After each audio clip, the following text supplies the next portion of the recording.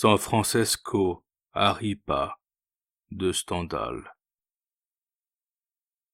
Ariste et Dorante ont traité ce sujet, ce qui a donné à Eraste l'idée de le traiter aussi. 30 septembre. Je traduis d'un chroniqueur italien le détail des amours d'une princesse romaine, avec un Français. C'était en 1726, au commencement du dernier siècle. Tous les abus du népotisme fleurissaient alors à Rome. Jamais cette cour n'avait été plus brillante. Benoît XIII, Orsini, régnait, ou plutôt son neveu, le prince Campobasso, dirigeait sous son nom toutes les affaires grandes et petites. De toutes parts, les étrangers affluaient à Rome. Les princes italiens, les nobles d'Espagne, encore riches de l'or du Nouveau Monde, y accouraient en foule. Tout homme riche et puissant s'y trouvait au-dessus des lois. La galanterie et la magnificence y semblaient la seule occupation de tant d'étrangers et de nationaux réunis. Les deux nièces du pape, la comtesse Orsini et la princesse Campobasso, se partageaient la puissance de leur oncle et les hommages de la cour. Leur beauté les aurait fait distinguer même dans les derniers rangs de la société. L'Orsini, comme on dit familièrement à Rome, était gai et disinvolta. La Campobasso, tendre et pieuse. Mais cette âme tendre était susceptible des transports les plus violents. Sans être ennemie déclarée, quoique se rencontrant tous les jours chez le pape, et se voyant souvent chez elle, ces dames étaient rivales en tout, beauté, crédit, richesse. La comtesse Orsini, moins jolie, mais brillante, légère, agissante, intrigante, avait des amants dont elle ne s'occupait guère, et qui ne régnaient qu'un jour. Son bonheur était de voir 200 personnes dans ses salons et d'y régner. Elle se moquait fort de sa cousine, la Campobasso, qui, après s'être fait voir partout, 3 ans de suite, avec un duc espagnol, avait fini par lui ordonner de quitter Rome dans les 24 heures, et ce sous peine de mort. Depuis cette grande expédition, disait Orsini, ma sublime cousine n'a plus souri. Voici quelques mois surtout qu'il est évident que la pauvre femme meurt d'ennui ou d'amour. Et son mari, qui n'est pas gaucher, fait passer cet ennui aux yeux du pape, notre oncle, pour de la haute piété. Je m'attends que cette piété la conduira à entreprendre un pèlerinage en Espagne. La Campobasso était bien éloignée de regretter son espagnol, qui pendant 2 ans au moins l'avait mortellement ennuyée. Si elle eût regretté, elle eût envoyé chercher, car c'était un de ses caractères naturels et passionnés, comme il n'est pas rare d'en rencontrer à Rome. D'une dévotion exaltée, quoique à peine âgé de 23 ans, et dans toute la fleur de sa beauté. Il lui arrivait de se jeter aux genoux de son oncle, en le suppliant de lui donner la bénédiction papale, qui, comme on ne le sait pas assez, à l'exception de 2 ou 3 péchés atroces, absout tous les autres, même sans confession. Le bon Benoît XIII pleurait de tendresse. « Lève-toi, ma nièce, lui disait-il, tu n'as pas besoin de ma bénédiction. Tu vaux mieux que moi aux yeux de Dieu. » En cela, bien qu'infaillible, il se trompait, ainsi que Rome entière. La Campo Basso était éperdument amoureuse. Son amant partageait sa passion, et cependant elle était fort malheureuse. Il y avait plusieurs mois qu'elle voyait presque tous les jours le chevalier de Sénécé, neveu du duc de Saint-Aignan, alors ambassadeur de Louis XV à Rome. Fils d'une des maîtresses du régent Philippe d'Orléans, le jeune Sénécé jouissait en France de la plus haute faveur. Colonel depuis longtemps, quoiqu'il eût à peine 22 ans, il avait les habitudes de la fatuité, et ce qui la justifie, sans toutefois en avoir le caractère. La gaieté, l'envie de s'amuser de tout, et toujours, l'étourderie, le courage, la bonté, formaient les traits les plus saillants de ce singulier caractère, et l'on pouvait dire alors à la louange de la nation qu'il en était un échantillon parfaitement exact. En le voyant, la princesse de Campo Basso l'avait distingué. « Mais, lui avait-elle dit, je me méfie de vous, vous êtes français. Mais je vous avertis d'une chose. Le jour où l'on saura dans Rome que je vous vois quelquefois en secret, je serai convaincu que vous l'avez dit, et je ne vous aimerai plus. » Tout en jouant avec l'amour, la Campo Basso s'était prise d'une passion véritable. Sénécé aussi l'avait aimée, mais il y avait déjà 8 mois que leur intelligence durait, et le temps qui redouble la passion d'une Italienne tue celle d'un Français. La vanité du chevalier le consolait un peu de son ennui. Il avait déjà envoyé à Paris 2 ou 3 portraits de la Campo Basso. Du reste, comblé de tous les genres de biens et d'avantages, pour ainsi dire dès l'enfance, il portait l'insouciance de son caractère, jusque dans les intérêts de la vanité, qui d'ordinaire maintient si inquiets les cœurs de sa nation. Sénécé ne comprenait nullement le caractère de sa maîtresse, ce qui fait que quelquefois sa bizarrerie l'amusait. Bien souvent encore, le jour de la fête de Sainte Balbine, dont elle portait le nom, il eut à vaincre les transports et les remords d'une piété ardente et sincère. Sénécé ne lui avait pas fait oublier la religion, comme il arrive auprès des femmes vulgaires d'Italie. Il l'avait vaincu de vive force, et le combat se renouvelait souvent.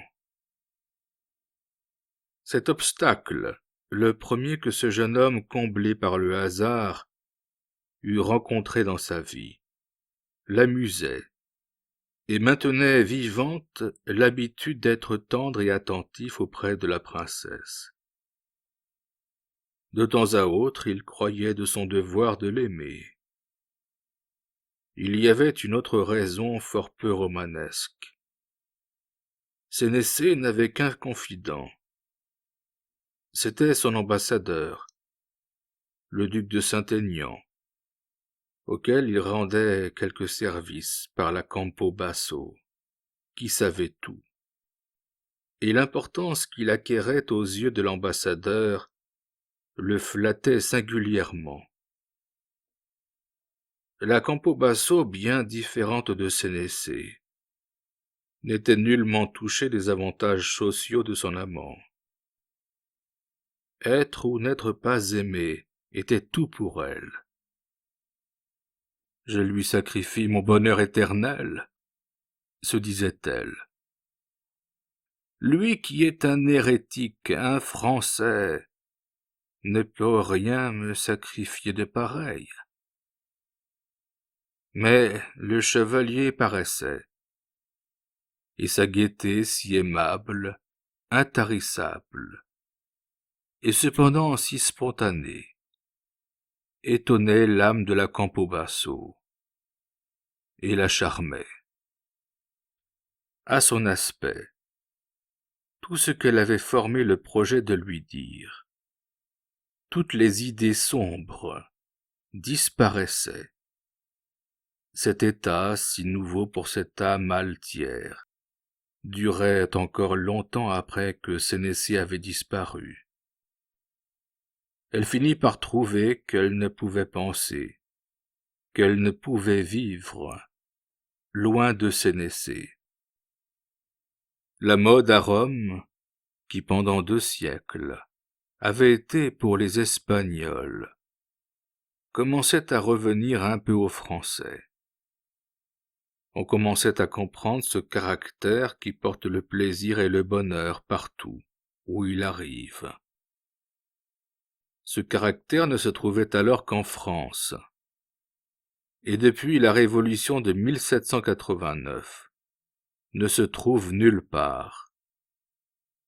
C'est qu'une gaieté si constante a besoin d'insouciance, et il n'y a plus personne de carrière sûre en France, pas même pour l'homme de génie s'il en est. La guerre est déclarée entre les hommes de la classe de Sénécé et le reste de la nation. Rome aussi était bien différente alors de ce qu'on la voit aujourd'hui. On ne s'y doutait guère, en 1726, de ce qui devait y arriver 67 ans plus tard, quand le peuple payé par quelques curés égorgeait le Jacobin à Basseville, qui voulait, disait-il, civiliser la capitale du monde chrétien. Pour la première fois auprès de Sénécé, la Campo Basso avait perdu la raison. S'était trouvée dans le ciel, ou horriblement malheureuse, pour des choses non approuvées par la raison. Dans ce caractère sévère et sincère, une fois que Sénécé eut vaincu la religion, qui pour elle était bien autre chose que la raison, cet amour devait s'élever rapidement jusqu'à la passion la plus effrénée. La princesse avait distingué Monsignor Ferratera, dont elle avait entrepris la fortune. Que devint-elle quand Ferratera lui annonça que non seulement Sénécé allait plus souvent que de coutume chez l'Orsini, mais encore était cause que la comtesse venait de renvoyer un castrat célèbre, son amant en titre, depuis plusieurs semaines. Notre histoire commence le soir du jour où la Campo Basso avait reçu cette annonce fatale. Elle était immobile dans un immense fauteuil de cuir doré. Posées auprès d'elle sur une petite table de marbre noir, 2 grandes lampes d'argent aux longs pieds, chef-d'œuvre du célèbre Benvenuto Cellini, éclairaient, ou plutôt montraient les ténèbres d'une immense salle au rez-de-chaussée, 200 palais ornés de tableaux noircis par le temps. Car déjà à cette époque, le règne des grands peintres datait de loin. Vis-à-vis de la princesse et presque à ses pieds, sur une petite chaise de bois d'ébène, garnie d'ornements d'or massif. Le jeune Sénécé venait d'étaler sa personne élégante. La princesse le regardait, et depuis qu'il était entré dans cette salle, loin de voler à sa rencontre et de se jeter dans ses bras, elle ne lui avait pas adressé une parole. En 1726, déjà Paris était la cité reine des élégances de la vie et des parures. Sénécé en faisait venir régulièrement par des courriers tout ce qui pouvait relever les grâces d'un des plus jolis hommes de France. Malgré l'assurance si naturelle à un homme de ce rang, qui avait fait ses premières armes auprès des beautés de la cour du Régent, et sous les directions du fameux Canillac, son oncle, un des roués de ce prince. Bientôt il fut facile de lire quelque embarras dans les traits de Sénécé. Les beaux cheveux blonds de la princesse étaient un peu en désordre. Ses grands yeux bleus foncés étaient fixés sur lui. Leur expression était douteuse. S'agissait-il d'une vengeance mortelle? Était-ce seulement le sérieux profond de l'amour passionné? « Ainsi vous ne m'aimez plus » dit-elle enfin d'une voix oppressée. Un long silence suivit cette déclaration de guerre. Il en coûtait à la princesse de se priver de la grâce charmante de Sénécé, qui, si elle ne lui faisait pas de scène, était sur le point de lui dire sans folie. Mais elle avait trop d'orgueil pour différer de s'expliquer. Une coquette est jalouse par amour-propre. Une femme galante l'est par habitude. Une femme qui aime avec sincérité et passionnément a la conscience de ses droits. Cette façon de regarder, particulière à la passion romaine, amusait fort Sénécé. Il y trouvait profondeur et incertitude. On voyait là Manu, pour ainsi dire. L'Orsini n'avait pas cette grâce. Cependant, comme cette fois le silence se prolongeait outre mesure, le jeune Français, qui n'était pas bien habile dans l'art de pénétrer les sentiments cachés d'un cœur italien, trouva un air de tranquillité et de raison qui le mit à son aise. Du reste, en ce moment, il avait un chagrin. En traversant les caves et les souterrains, qui d'une maison voisine du palais Campobasso le conduisait dans cette salle basse. La broderie toute fraîche d'un habit charmant et arrivé de Paris la veille s'était chargée de plusieurs toiles d'araignée. La présence de ces toiles d'araignée le mettait mal à son aise. Et d'ailleurs il avait cet insecte en horreur. Sénécé, croyant voir du calme dans l'œil de la princesse, songeait à éviter la scène, à tourner le reproche au lieu de lui répondre, mais porté au sérieux par la contrariété qu'il éprouvait. Ne serait-ce point ici une occasion favorable, se disait-il, pour lui faire entrevoir la vérité? Elle vient de poser la question elle-même. Voilà déjà la moitié de l'ennui évité. Certainement, il faut que je ne sois pas fait pour l'amour. Je n'ai jamais rien vu de si beau que cette femme, avec ses yeux singuliers. Elle a de si mauvaises manières. Elle me fait passer par des souterrains dégoûtants. Mais c'est la nièce du souverain auprès duquel le roi m'a envoyé. De plus, elle est blonde dans un pays où toutes les femmes sont brunes. C'est une grande distinction. Tous les jours, j'entends porter sa beauté au nu par des gens dont le témoignage n'est pas suspect, et qui sont à 1000 lieues de penser qu'il parle à l'heureux possesseur de tant de charme.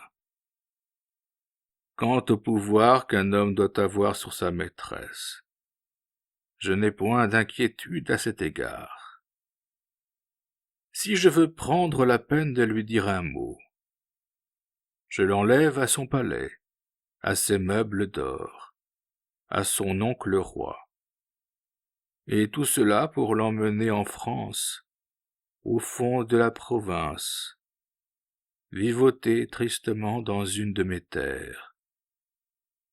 Ma foi, la perspective de ce dévouement ne m'inspire que la résolution la plus vive de ne jamais le lui demander. L'Orsini est bien moins jolie. Elle m'aime. Si elle m'aime, tout juste un peu plus que le castrat Butofaco que je lui ai fait renvoyer hier. Mais elle a de l'usage. Elle sait vivre. On peut arriver chez elle en carrosse. Et je suis bien assuré qu'elle ne fera jamais de scène. Elle ne m'aime pas assez pour cela. Pendant ce long silence, le regard fixe de la jeune princesse n'avait pas quitté le joli front du jeune Français. « Je ne le verrai plus, » se dit-elle. Et tout à coup elle se jeta dans ses bras et couvrit de baisers ce front et ses yeux, qui ne rougissaient plus de bonheur en la revoyant.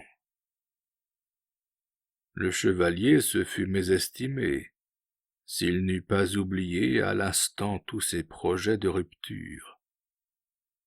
Mais sa maîtresse était trop profondément émue pour oublier sa jalousie. Peu d'instants après, Sénécé la regardait avec étonnement. Des larmes de rage tombaient rapidement sur ses joues. « Quoi ?» disait-elle à demi-voix. « Je m'avilis jusqu'à lui parler de son changement. Je le lui reproche, moi, qui m'étais juré de ne jamais m'en apercevoir, et ce n'est pas assez de bassesse. Il faut encore que je cède à la passion que m'inspire cette charmante figure. Ah, ville princesse! Il faut en finir. » Elle essuya ses larmes et parut reprendre quelque tranquillité. « Chevalier, il faut en finir, » lui dit-elle assez tranquillement. « Vous paraissez souvent chez la comtesse. » Ici elle pâlit extrêmement. « Si tu l'aimes, vas-y tous les jours, soit, mais ne reviens plus ici. » Elle s'arrêta comme malgré elle. Elle attendait un mot du chevalier. Ce mot ne fut point prononcé. Elle continua avec un petit mouvement convulsif, et comme en serrant les dents. « Ce sera l'arrêt de ma mort, et de la vôtre. » Cette menace décida l'âme incertaine du chevalier, qui jusque-là n'était qu'étonné de cette bourrasque imprévue, après tant d'abandon. Il se mit à rire. Une rougeur subite couvrit les joues de la princesse, qui devinrent écarlates. La colère va la suffoquer, pensa le chevalier. Elle va avoir un coup de sang. Il s'avança pour délacer sa robe. Elle le repoussa avec une résolution et une force auxquelles il n'était pas accoutumé. Sénécé se rappela plus tard que, tandis qu'il essayait de la prendre dans ses bras, il avait entendu se parler à elle-même. Il se retira un peu. Discrétion inutile, car elle semblait ne plus le voir. D'une voix basse et concentrée, comme si elle eût parlé à son confesseur. Elle se disait: « Il m'insulte, il me brave. » Sans doute à son âge et avec l'indiscrétion naturelle à son pays, il va raconter à L'Orsini toutes les indignités auxquelles je m'abaisse. Je ne suis pas sûr de moi.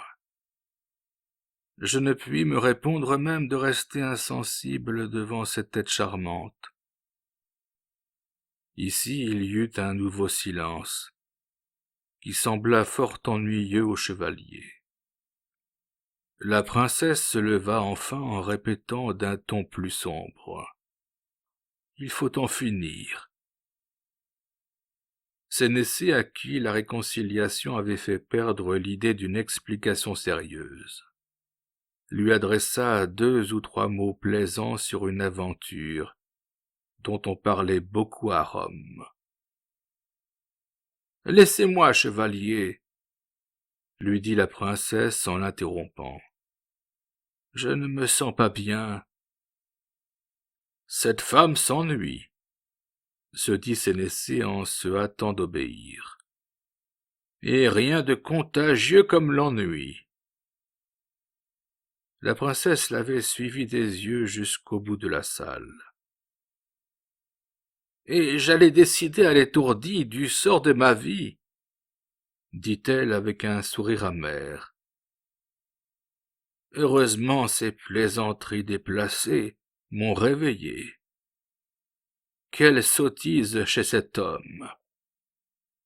Comment puis-je aimer un être qui me comprend si peu? Il veut m'amuser par un mot plaisant quand il s'agit de ma vie et de la sienne.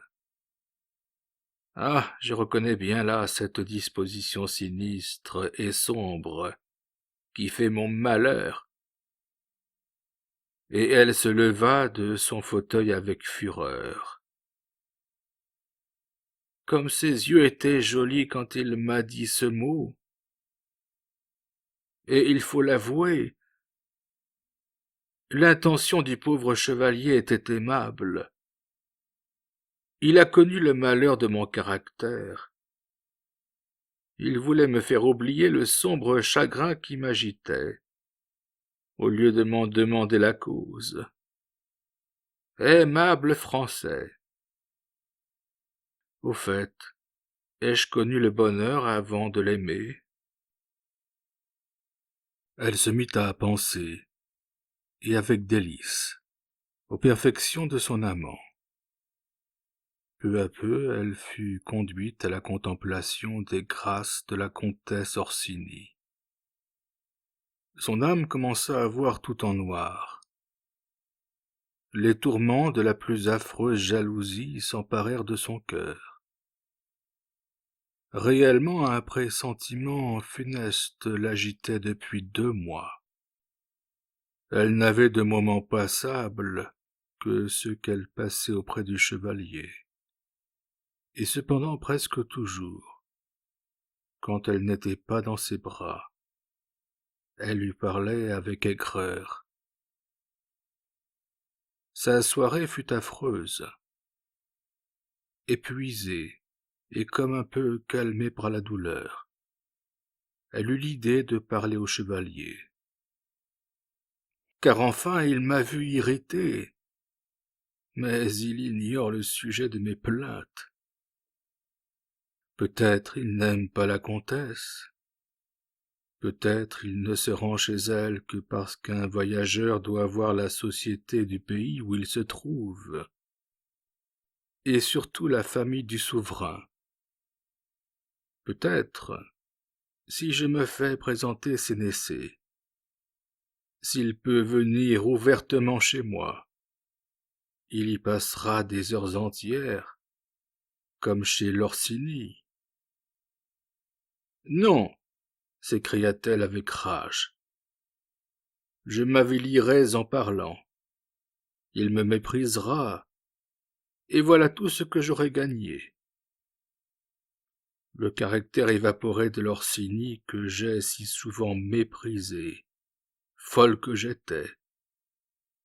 est dans le fait plus agréable que le mien, et surtout aux yeux d'un Français. Moi, je suis faite pour m'ennuyer avec un Espagnol. Quoi de plus absurde que d'être toujours sérieux, comme si les événements de la vie ne l'étaient pas assez eux-mêmes. Que deviendrais-je quand je n'aurai plus mon chevalier pour me donner la vie, pour jeter dans mon cœur ce feu qui me manque? Elle avait fait fermer sa porte. Mais cet ordre n'était point pour Monseigneur Ferratera, qui vint lui rendre compte de ce qu'on avait fait chez l'Orsini, jusqu'à 1 heure du matin. Jusqu'ici ce prélat avait servi de bonne foi les amours de la princesse.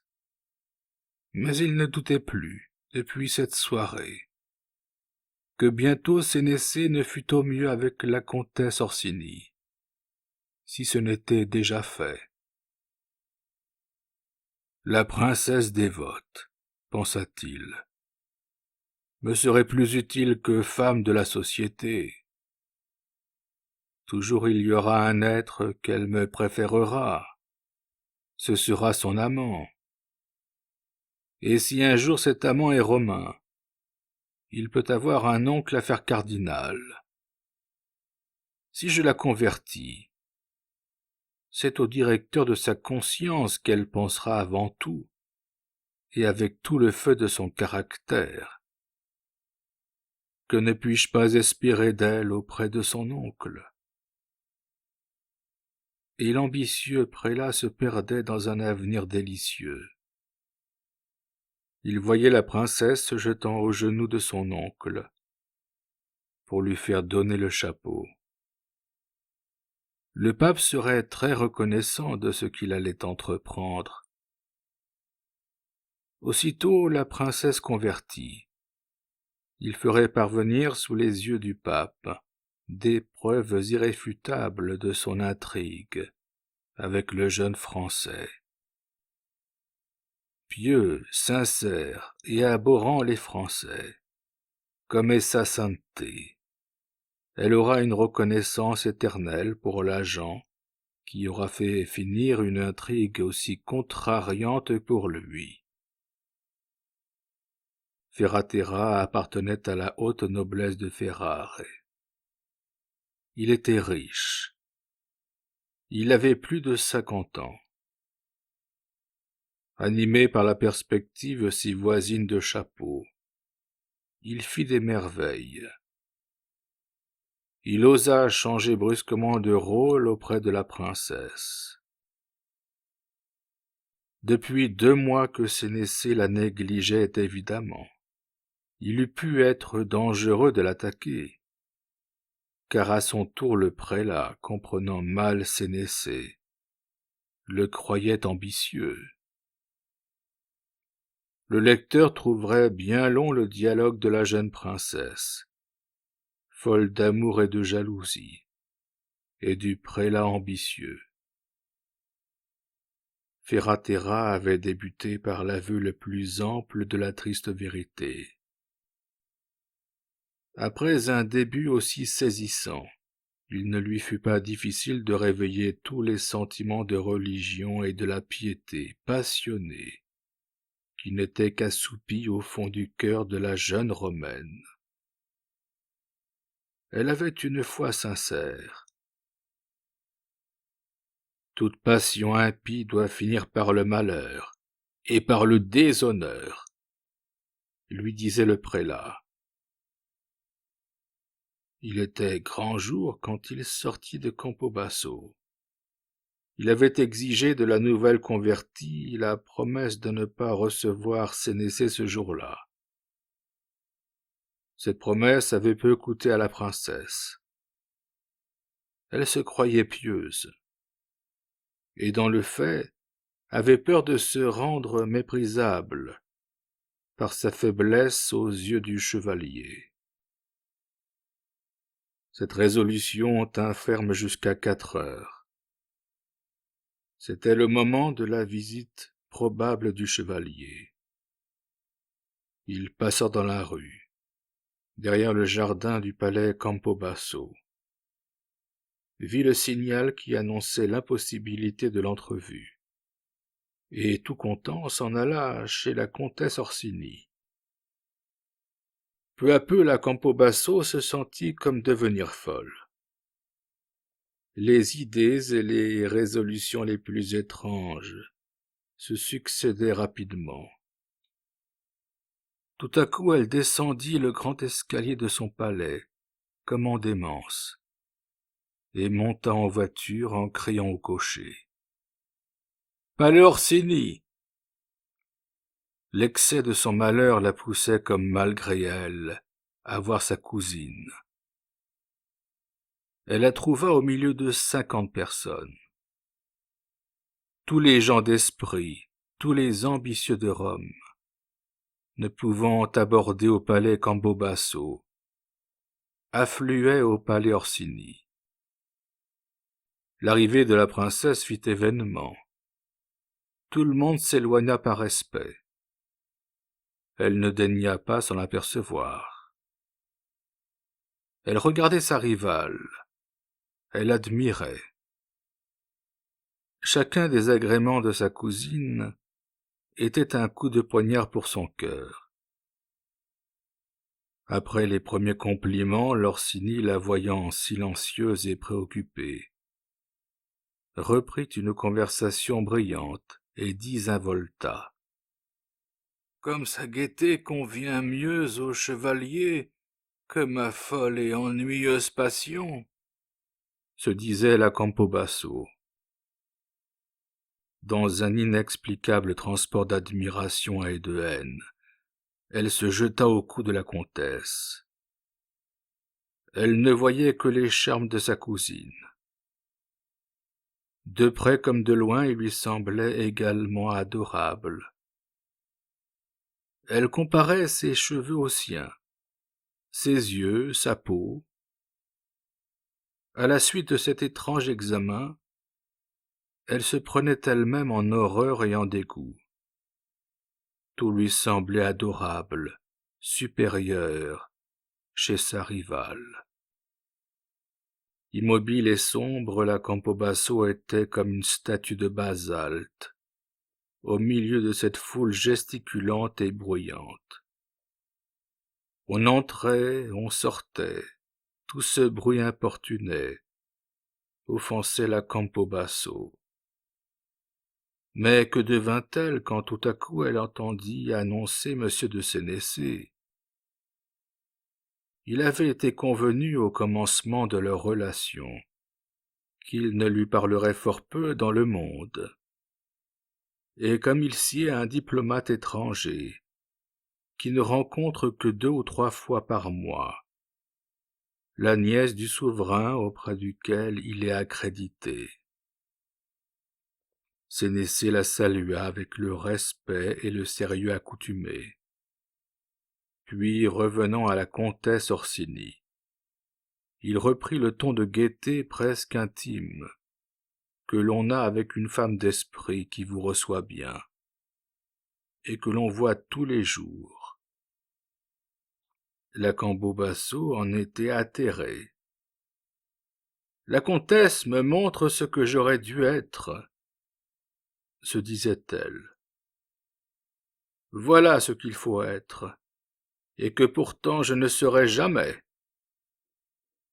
Elle sortit dans ce dernier degré de malheur où puisse être jetée une créature humaine, presque résolue à prendre du poison.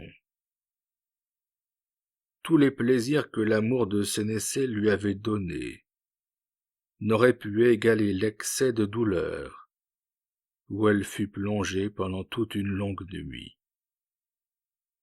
On dirait que ces âmes romaines ont pour souffrir des trésors d'énergie inconnus aux autres femmes.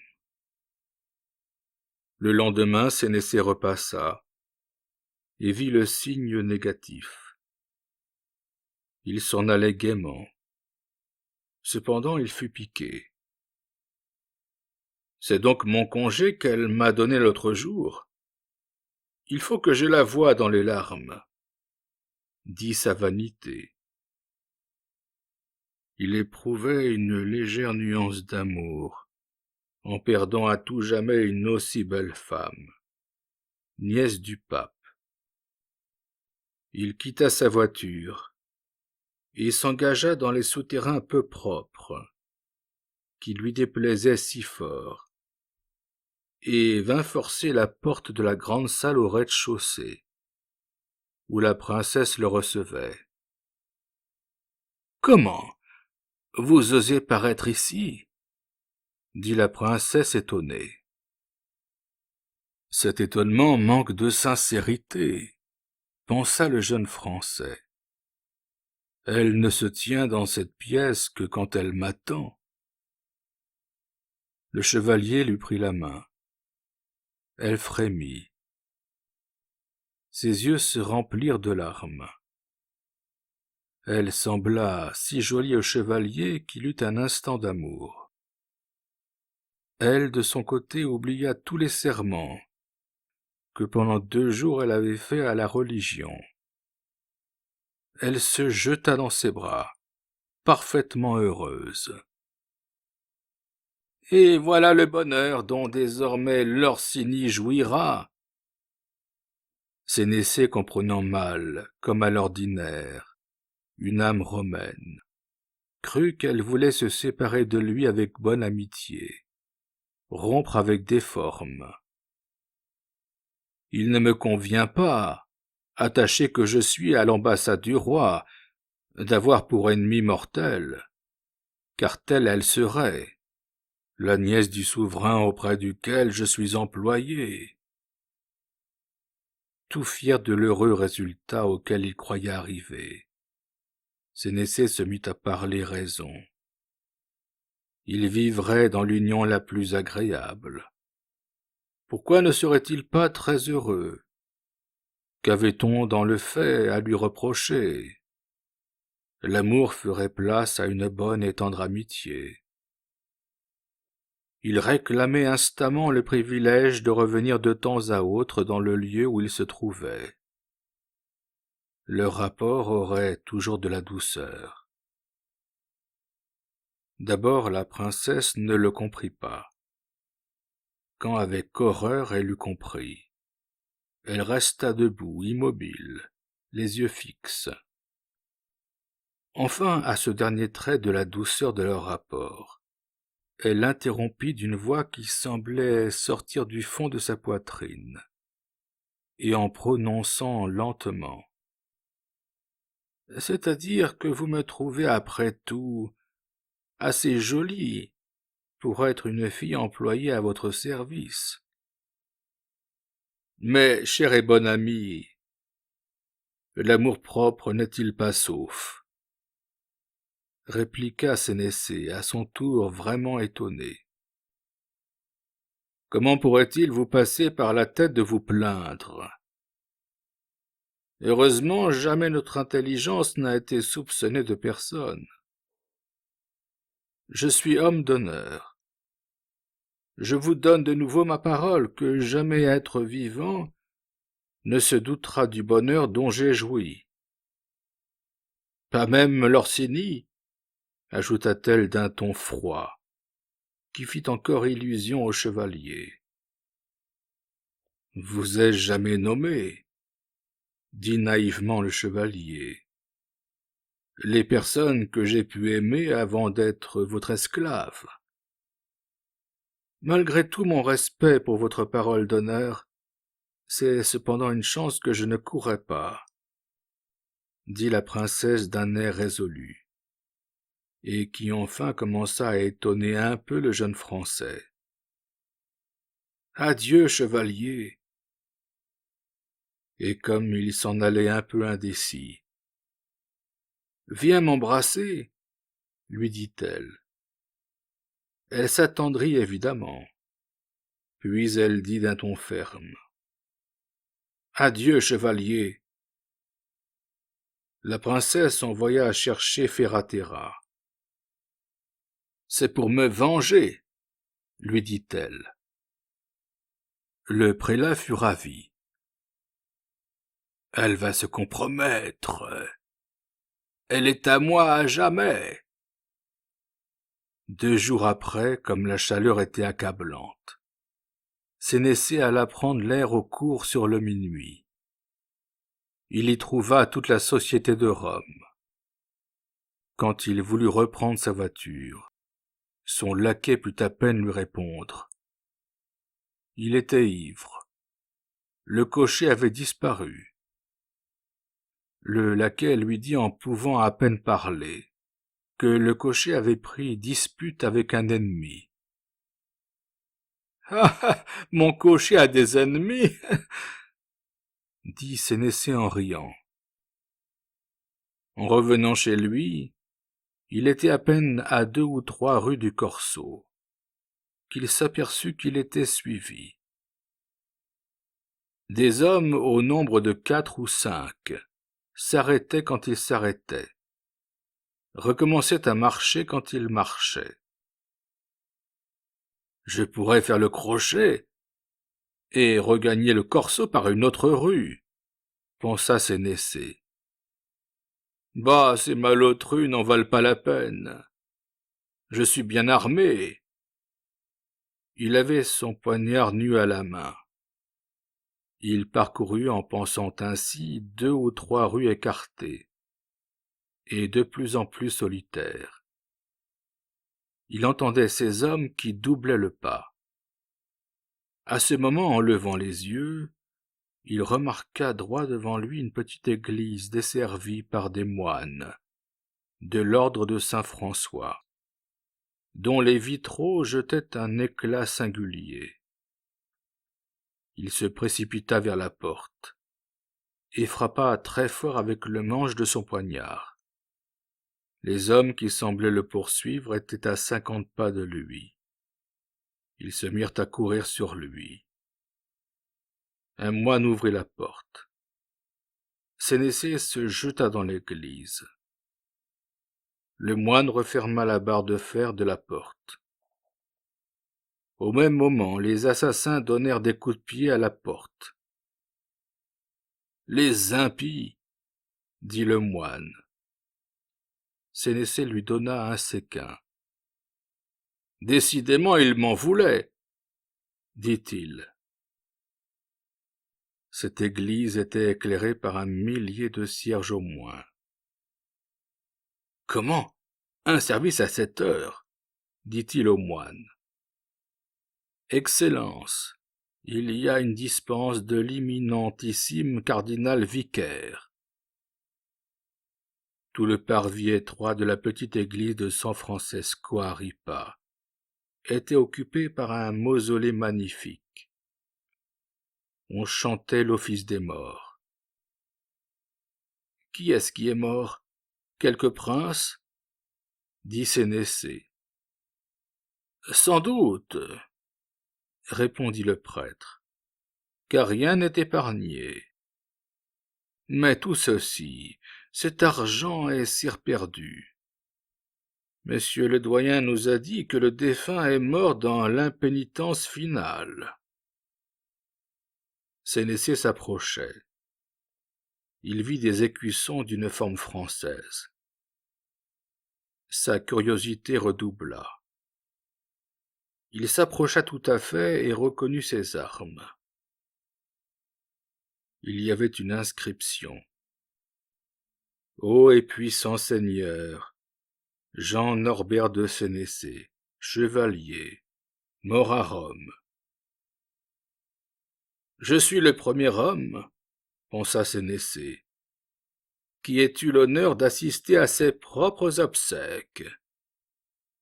Je ne vois que l'empereur Charles Quint qui se soit donné ce plaisir. Mais il ne fait pas bon pour moi dans cette église. » Il donna un second séquin au sacristain.